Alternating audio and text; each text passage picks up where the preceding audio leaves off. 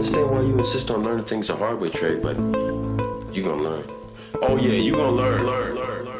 To reveal the hidden God, we must first analyze the old biblical and Babylonian gods commonly known as Noah, Dagon and Nimrod. There are a myriad of other gods that connect with this topic, but for the sake of over-encumbering the viewer, I will mainly focus on the three deities mentioned.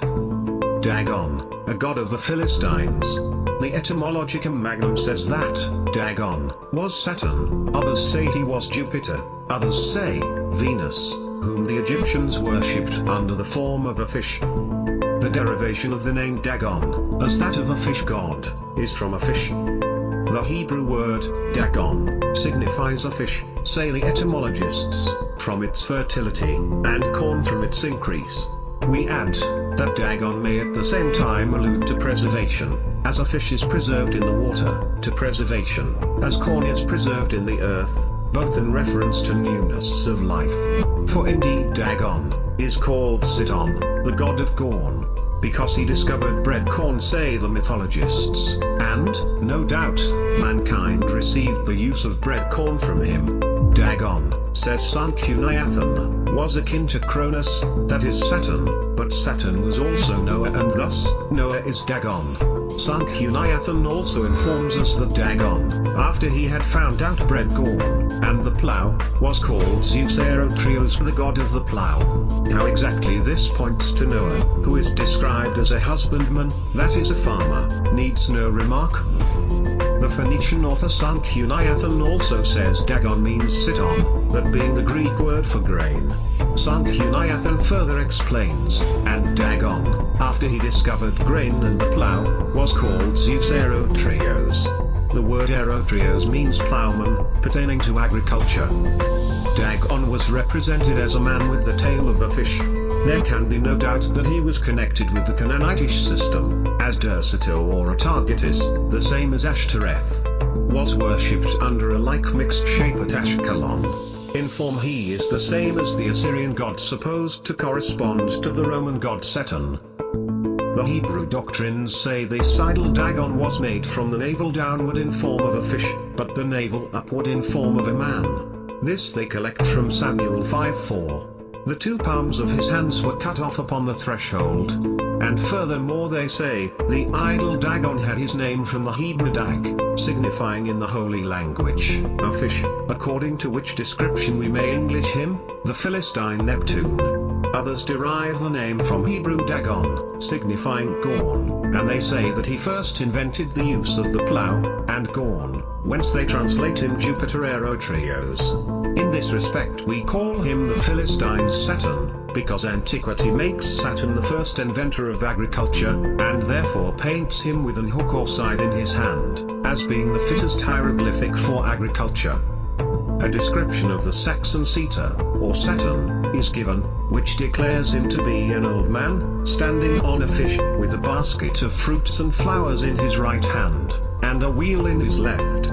I think this connects him clearly with the old Sidonian idol, Dagon, of which we read in the scriptures.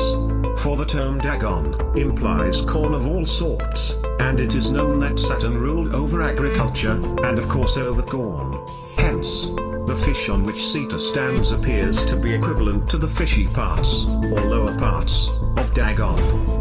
The god, Dagon, first appears in extant records about 2500 BC in the Murray texts and in personal Amorite names in which the Mesopotamian gods Elu, El, that is Saturn, Dagon, and Ardad are especially common. Joseph Fontenrose first demonstrated that, whatever their deep origins, at Ugarit, Dagon was identified with El, that is, Saturn.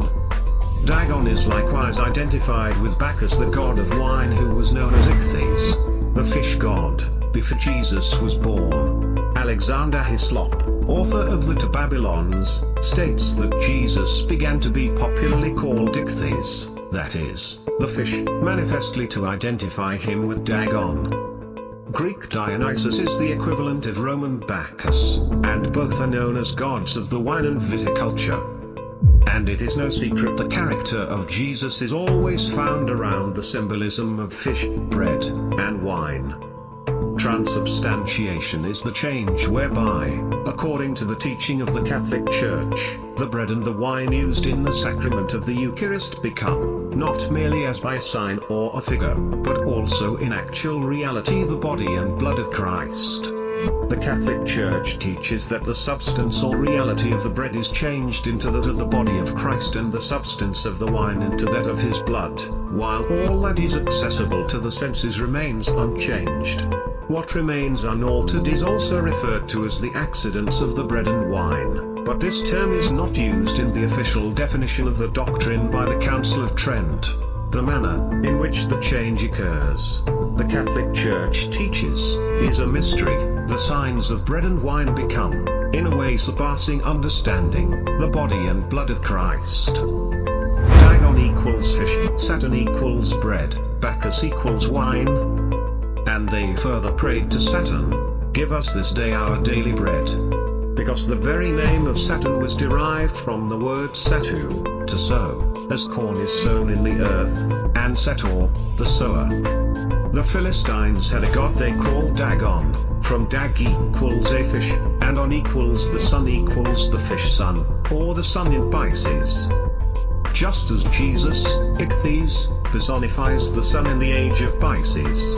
In this we see a solid connection between Dagon and Jesus, and thus, Saturn is Noah, Noah is Dagon, Dagon is Jesus, Jesus is Saturn, in layman's terms. Jordan Maxwell even pointed out, the Hebrews themselves worshipped Dagon as Noah. The mythical Hebrew male was adapted from the Babylonian account of Gilgamesh, although their Bible stated he was a Philistine god. The Christian Catholic faith today represents him and worships him as well, using the crown for their demigod the Pope. Using the ancient fish god's staff and crown, why do humans so ignorant and needy not question any of the origins of these symbolic meanings? Bel is Cronus, or Saturn. He was the father of the gods, and the father of the gods was also known as Janus, who was called the god of gods, from whom the gods had their origin. Now, Ovid makes Janus say of himself, "The ancients called me Chaos," and Chaos was the Greek god of confusion. Homer proclaims Janus and Saturn to be two titles of the same person. Dagon, the fish god, represents the deity Noah as a manifestation of the same patriarch who had lived so long in the waters of the deluge. As the Pope bears the keys of Janus, who was also previously shown to be Saturn, so he wears the mitre of Dagon.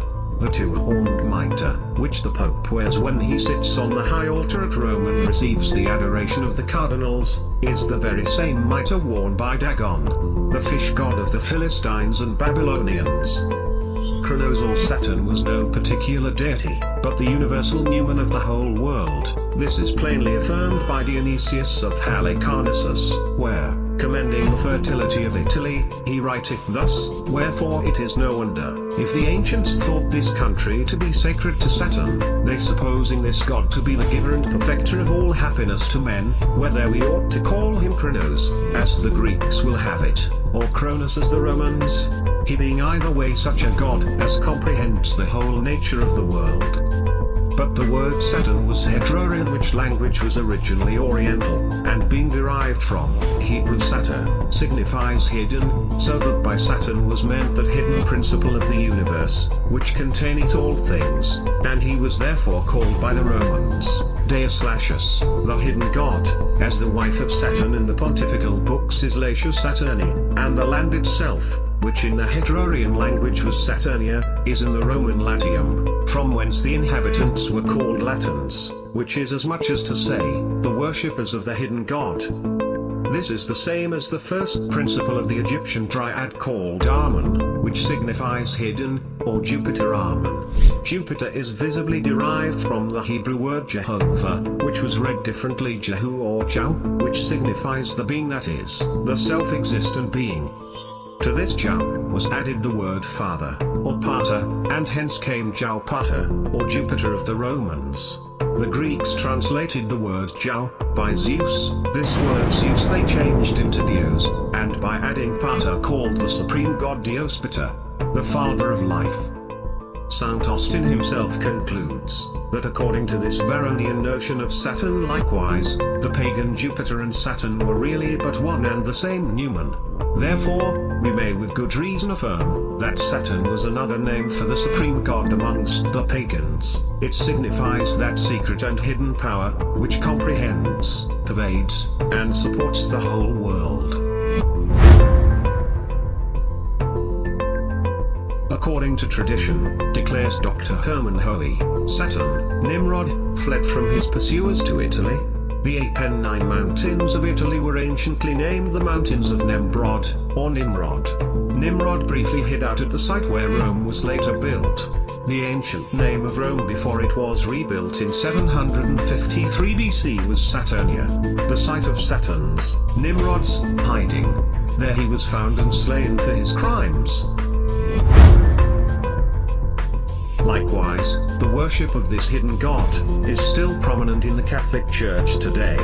The Pope, as the fountain of knowledge or head of the mysteries in the Church of Rome, holds the same position as did Nimrod at the head of the Chaldean mysteries. Nimrod, as god of the Chaldean mysteries, was known as Saturn. Saturn and mystery are both Chaldean words, and they are correlative terms. As mystery signifies hidden system, so Saturn signified the hidden god. To those who were initiated the god was revealed, to all else he was hidden. Now, the name Saturn in Chaldee is pronounced Satyr, but consists only of 4 letters, thus stir. By way of gematria, apply the value of the letters in the Hebrew or Chaldee alphabets, and you have the number 666. Let him that has understanding count the number of the beast, for it is the number of man, and his number is 666. It is well known the name Jesus in Greek is Jesus, and Jesus when applied to gematria adds up to 888. However, in basis 9 numerology the name Jesus is worth 666. Likewise, with the character of Jesus being a representation of the sun, it comes as no surprise that Agrippa's magic sun square also adds up to the number 666. Now, it is necessary to mention it is no coincidence that we find Saturn, Jesus and the sun bearing this apocalyptic number, no matter which method of numerology be applied. The chances of finding all 3 names connecting with the number 666 are 1,000,000 to 1. What must be noted here is that the number 666 is a number that directly references the sun or the beast that rises in the east.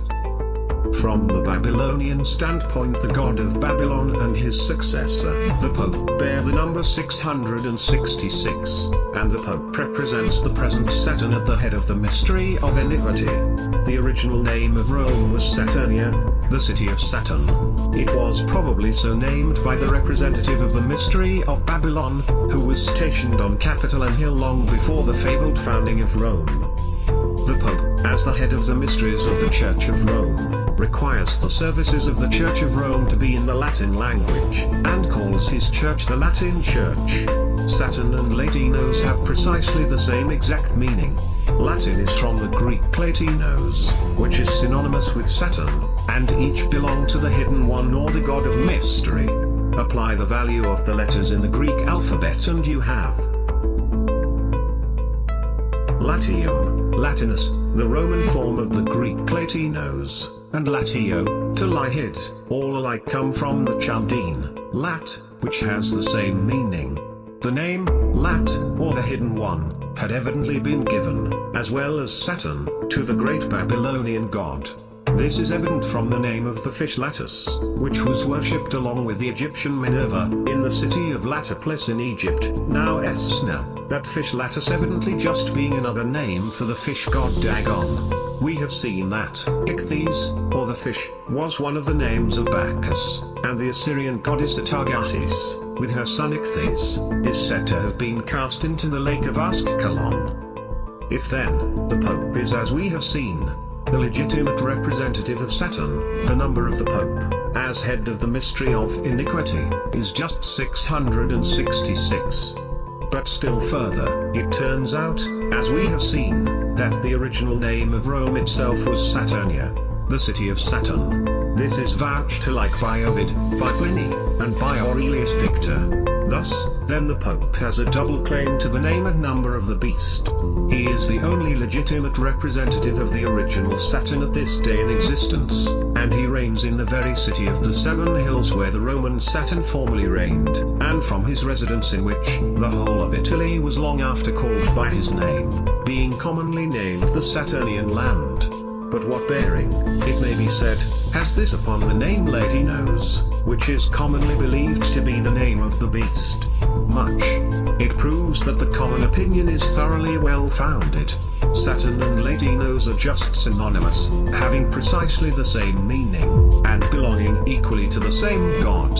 The observer cannot forget the lines of Virgil, which showed that Lady Nose, to whom the Romans or Latin race traced back their lineage, was represented with a glory around his head, to show that he was a child of the sun.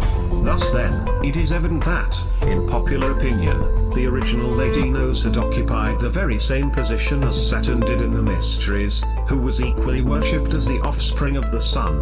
Moreover, it is evident that the Romans knew that the name Lady Nose signified the Hidden One, for their antiquarians invariably affirm that Latium received its name from Saturn, lying hid there, on etymological grounds. Then, even on the testimony of the Romans, Lady Nose is equivalent to the Hidden One, that is, to Saturn, the god of mystery, while Saturn, therefore, is the name of the beast, and contains the mystic number, Lady Nose, which contains the same number, is just as peculiar and distinctive an appellation of the same beast.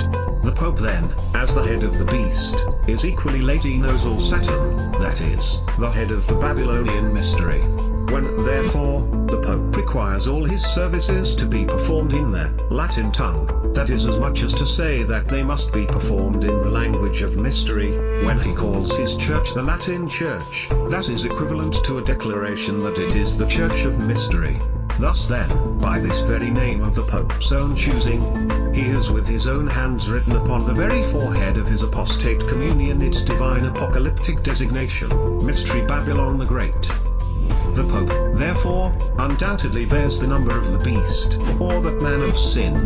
The city of Rome is Saturnia, or the city of Saturn, the hidden god, the god of the mysteries, whom the Pope represents. The Latin Church being the church of the mystery, and the Latin tongue being the language of the mystery, is the reason why the Pope, who bears the number of the mystery, requires the services of the mystery held in the church of the mystery to be conducted in the language of the mystery. And in no way is this secluded to the Roman Catholic Church, as it is no secret that the basis for Christianity and its teachings lay on the foundation of the Roman Catholic Church, and as it has been shown and proved that Saturn masquerades in the guise known as Jesus Christ, the child of the sun, with a glory around his head. Hence, the hidden god Saturn.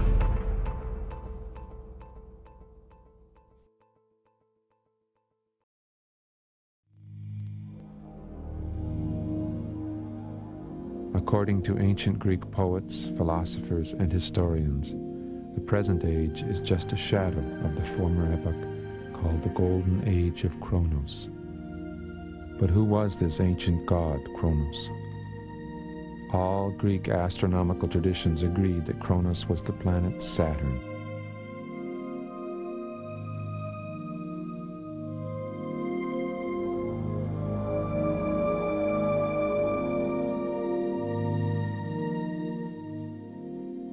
Our own name for the planets came from the Romans.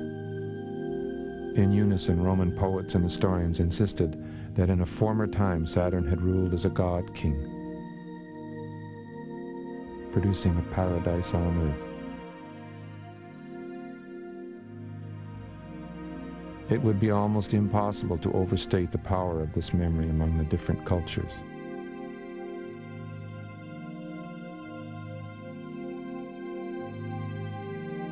For the Babylonians, the Hebrews, and the Greeks, the most sacred day of the week was the Sabbath, a ritual remembrance of the lost epoch. And in each of these cultures, this holiest day was the day of Saturn, the Latin Saturnidis, or Saturn's Day. the Celtic day of Seater, our Saturday.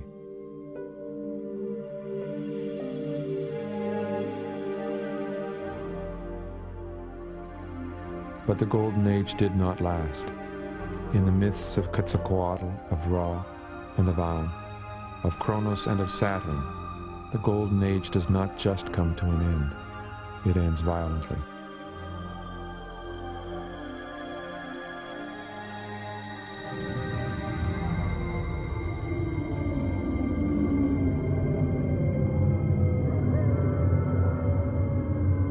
And with the collapse of the Golden Age arrives the feared comet, the dragon of darkness, the fall into the cosmic night,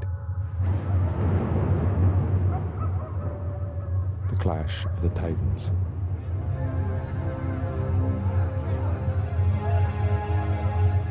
All of the symbols of doomsday.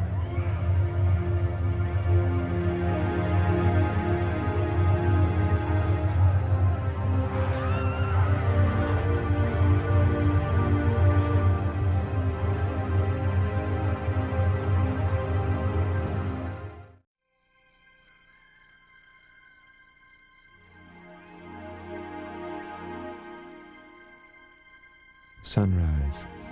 To the star worshippers, a symbol of the cosmic dawn, when the universal monarch, the first sun god, shone above the world.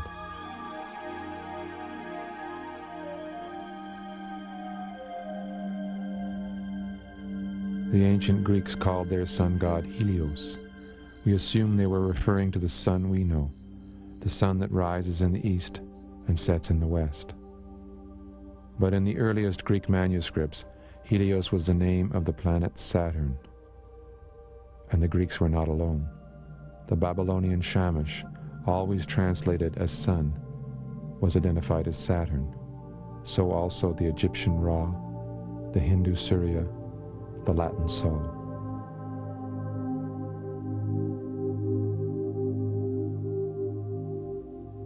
But Saturn is a mere dot in a starry expanse.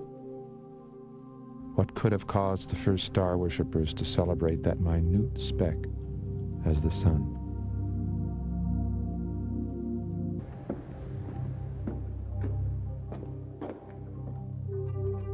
Every day our sun rises in the east and sets in the west. But the archaic sun god Saturn did not rise or set. It did not move. Egyptian texts say of the sun god Atum, or Ra, the great god lives fixed in the middle of the sky.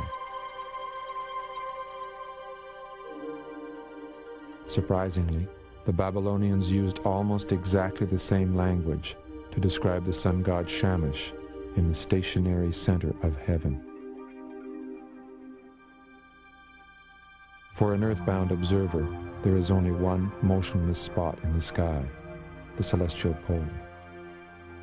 The stars we see are actually cutting a circle around the polar axis, close to the star Polaris. Of course, nothing would seem more irrational than an ancient sun god at this location. And yet, throughout the Near East, the universal monarch appears as a central sun called the axis and the pole of the world. To the Hindus, the sun god Surya occupied the place of supreme rest, the motionless sight. So too the Greek Helios and the Aztec Quetzalcoatl. In their earliest expressions, these figures occupy the stationary cosmic center. There is an astonishing unity to this global tradition. Ancient Iranian astronomers identified the pole as Saturn's home, and so did the Neoplatonists of Greece.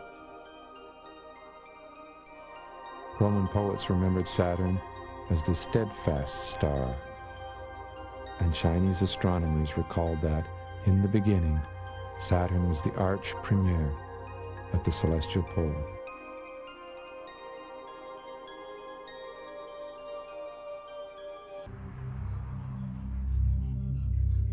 On every continent, archaeologists have uncovered curious drawings of an archaic sun. They do not look like our sun, yet they are strangely similar. And most mysterious of all is the great crescent encircling the sphere of this enigmatic sun. Early Egyptian drawings place crescent horns on the sun god Ra.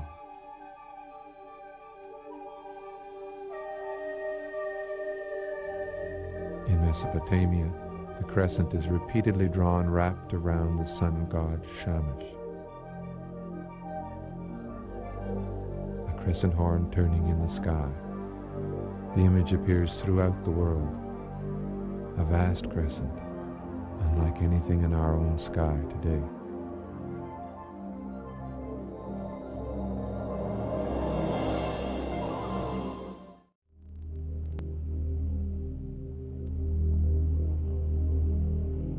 If we take the testimony of the ancients as a literal description of actual events, the events would have looked like this.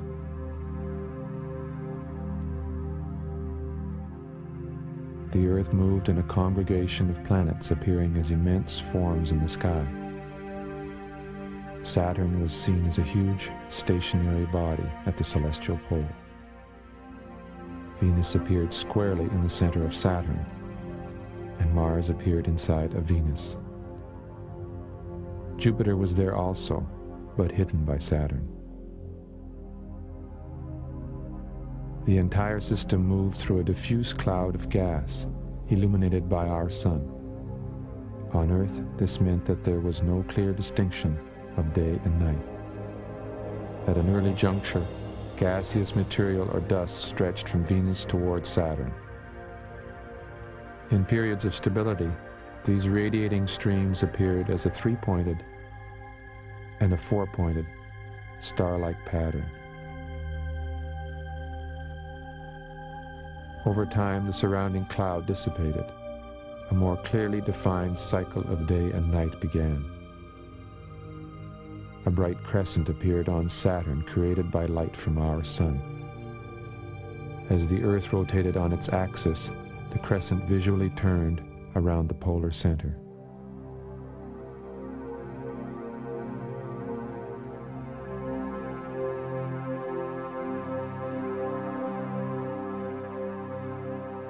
The smaller planet Mars was progressively destabilized and appeared to descend from its central position as it moved closer to the Earth.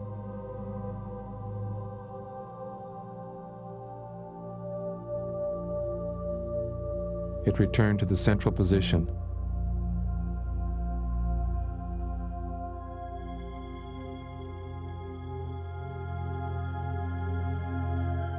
then descended still further, growing larger with each descent.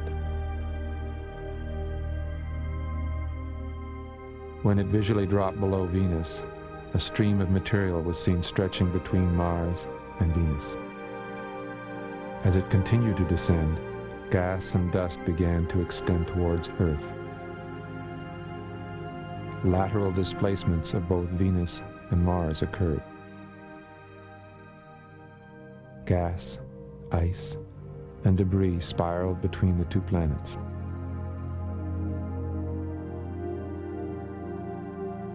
Eventually, the spiraling material gathered into a band encircling Venus.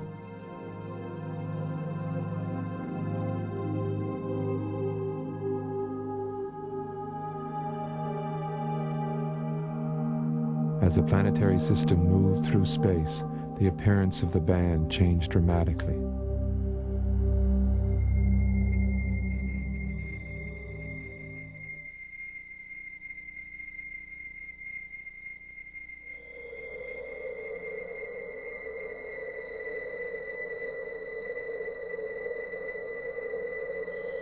The vertical movements of Mars continued.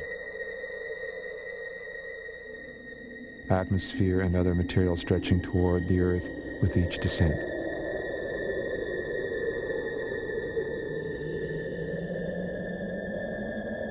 Eventually, this material reached the Earth with disastrous effects.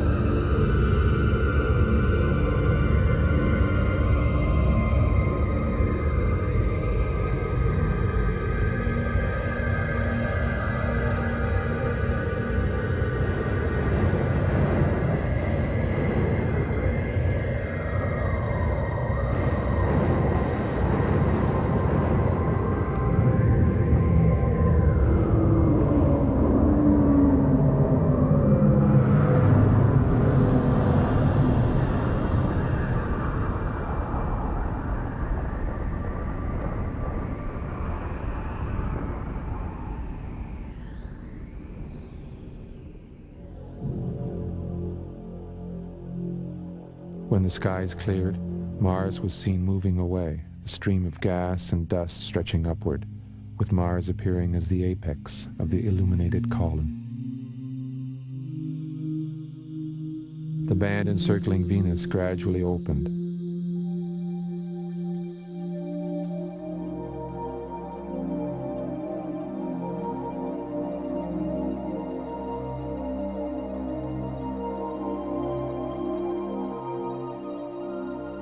The 4 streams of comet-like material radiated once more from Venus.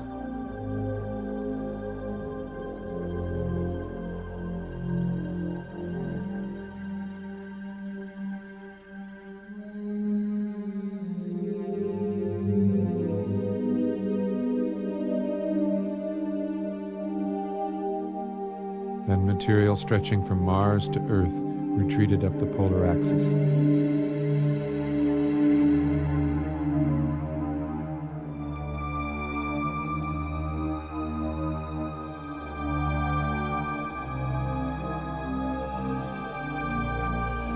The stable period of Saturn's domination ended with the collapse of the planetary configuration. Jupiter appeared for the first time as Saturn tumbled from its stationary position.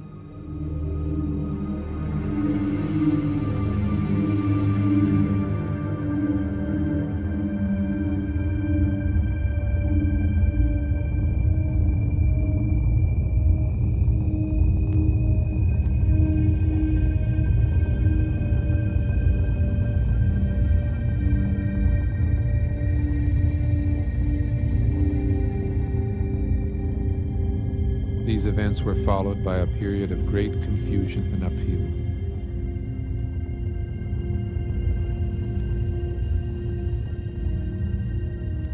With the displacement of Venus, the band and radiating material collapsed, spiraling between Venus and Mars, then scattering into whirl-like patterns.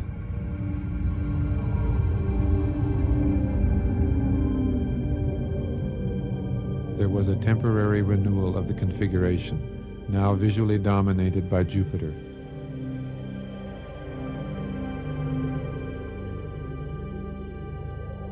And only later did the configuration fall apart, the planets moving into a new, more remote equilibrium.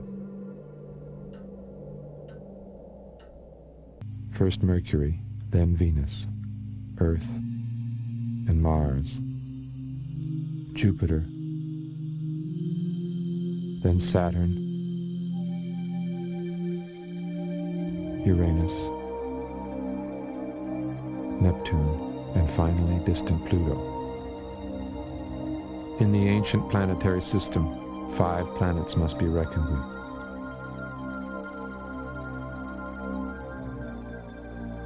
Jupiter, Saturn, Venus, Mars, Earth. This planetary configuration circled around its own center of gravity as it simultaneously revolved around the Sun.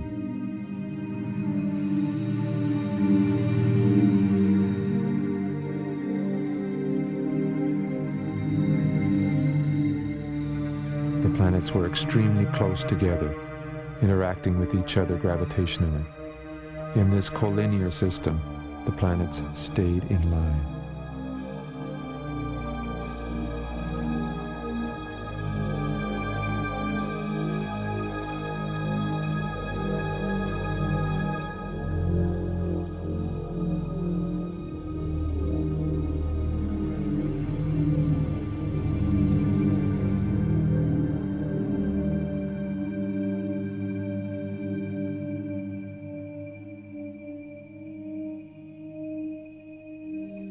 But the small planet Mars was moved by resonance into an increasingly elliptical orbit. It began to oscillate between the 2 larger planets, Venus and Earth. As Mars approached the larger bodies, atmosphere and oceans were pulled from its surface.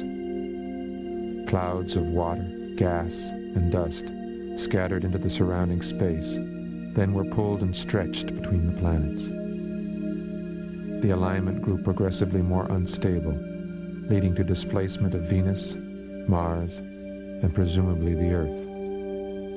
Eventually, the result was a complete unraveling of the alignment, a dismemberment of the configuration.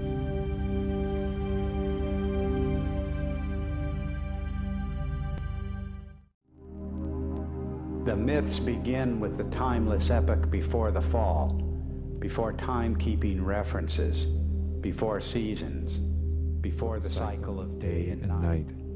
It is the golden age, the age of the great planetary conjunction. In the beginning there was the universal monarch, the firmly seated God, the motionless sun.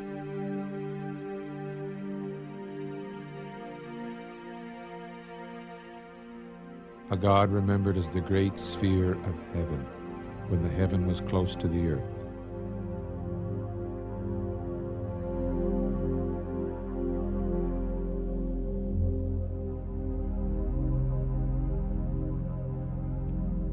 The universal monarch possessed a luminous eye, heart, and soul, the mother goddess, Venus, daughter and spouse of the universal monarch.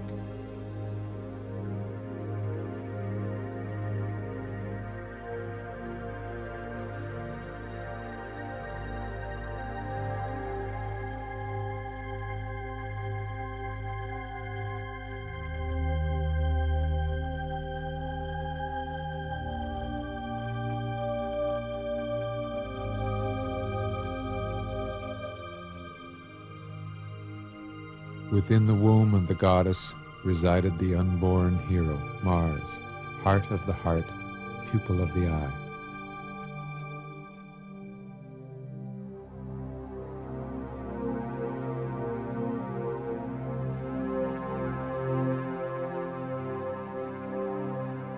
The goddess was the great star, radiating its comet-like hair in all directions, the celestial prototype of the beautiful princess.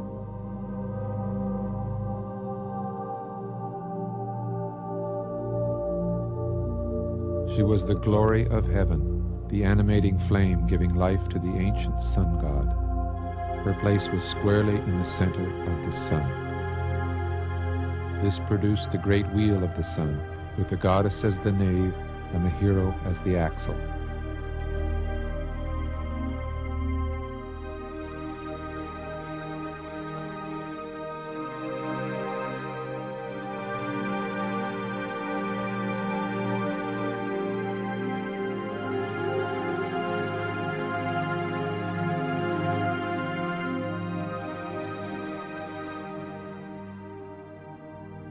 As the configuration evolved, the comet-like streams gathered into three rays, remembered as the triform or threefold goddess.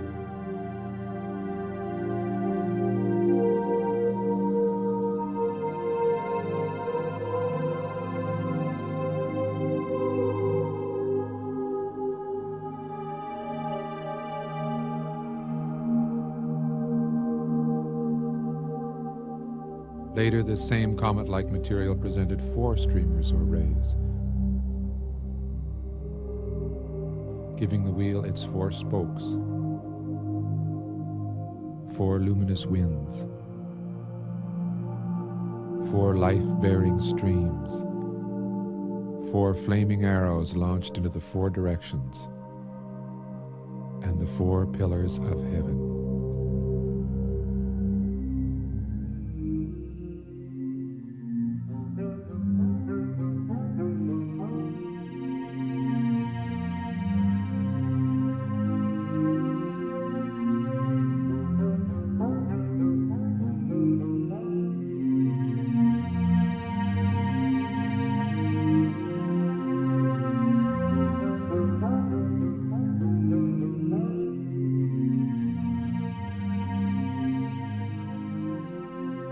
Day and night arrived with the coming of a great crescent on Saturn, this crescent enclosing the central star of Venus.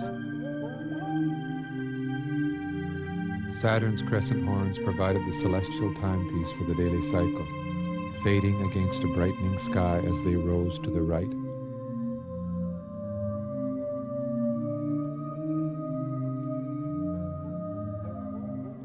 Growing brilliant as they descended to the left.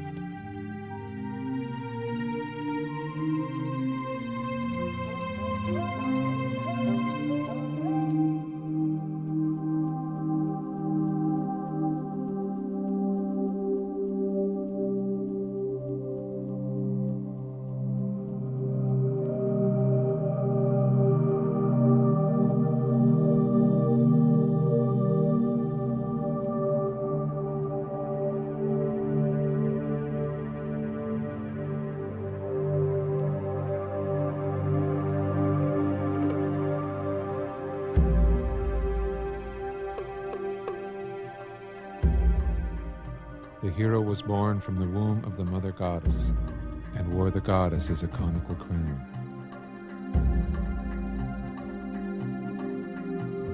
He grew a beard.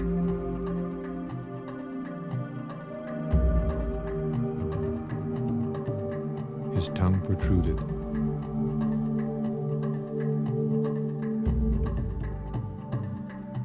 He took the form of a dagger or peg plunged into the below.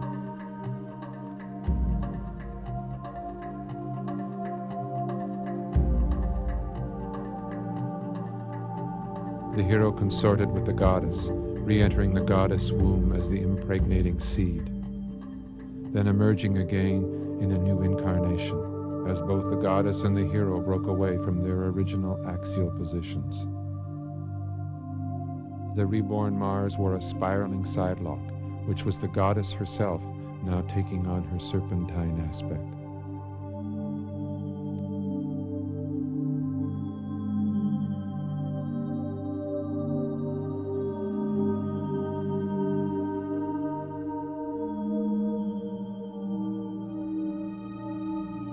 Hero and goddess engaged in a spiraling dance about the cosmic center.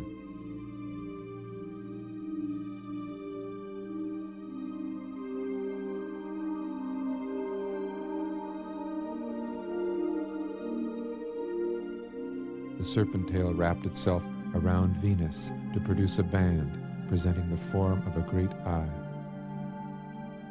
so that in its re-entry, Mars became the pupil, or the red apple, of the eye.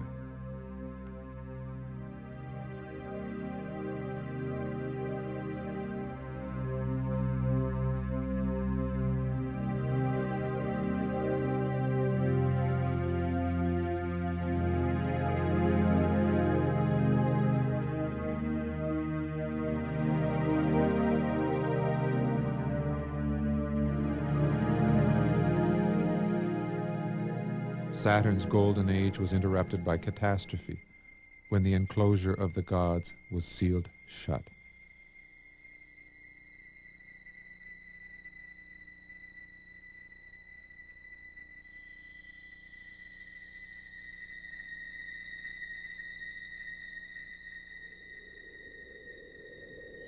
The descent of the hero in his dark aspect brought overwhelming clouds and darkness.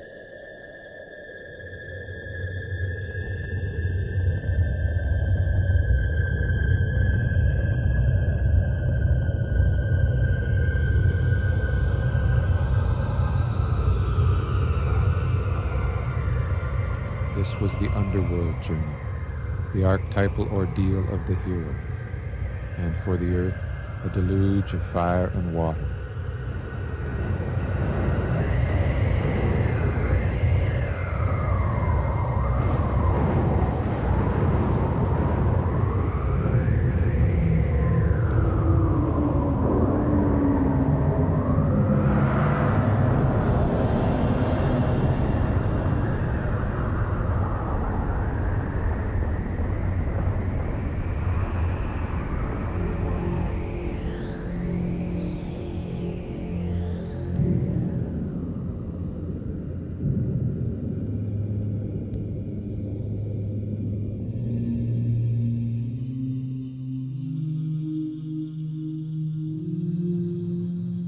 Then Mars rose out of the waters of the deep to produce the world mountain.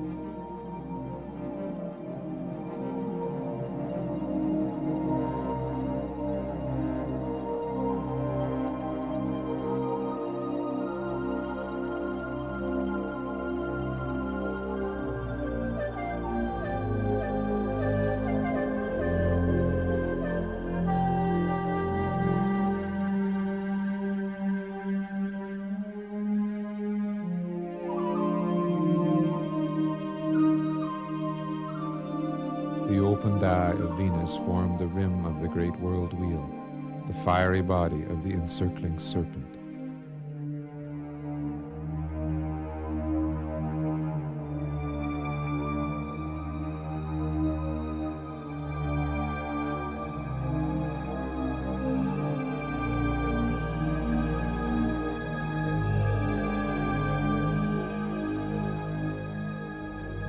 watered by the 4 rivers, this was the land of the gods, resting on the summit of the world mountain, a bright crescent forming the horned peak.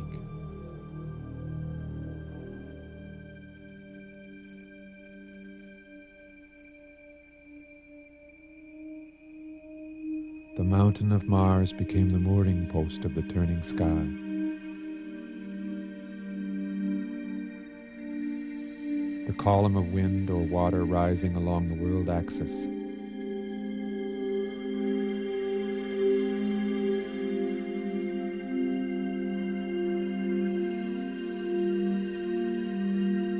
The pillar of the cosmos, with its 4 extensions holding aloft the world wheel.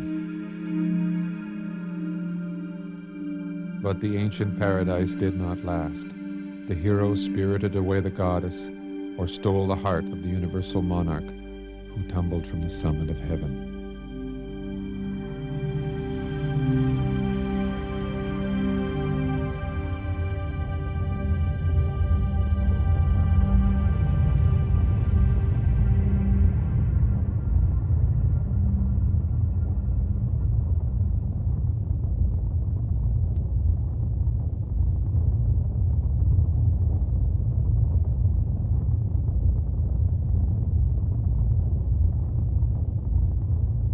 The Golden Age gave way to the cosmic night, when the hordes of chaos were set loose and the doomsday dragon moved about in the sky, a monster created by the twisting forms of Venus and Mars. It was then that the terrible goddess appeared with wildly disheveled hair, lamenting the death of the universal monarch. In the events that follow, the hero will subdue the dragon or pacify the raging goddess. The universal monarch's own son, Jupiter, will be installed in the center of the sky. But the universal monarch has departed, and with his death comes the end of the Golden Age.